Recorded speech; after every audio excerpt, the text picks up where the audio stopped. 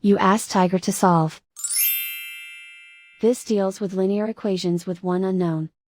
The final result is x equals 4. Let's solve it step by step. Group all x terms on the left side of the equation. Subtract 6x from both sides. Group like terms. Simplify the arithmetic. Group like terms.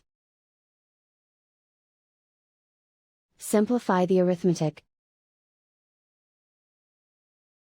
Group all constants on the right side of the equation. Subtract 2 from both sides.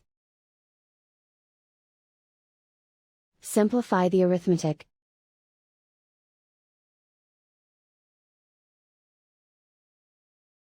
Convert the x into a positive number. Multiply both sides by -1.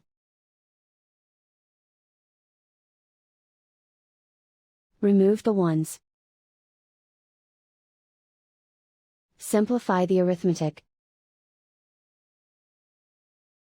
And so the final result is x equals 4.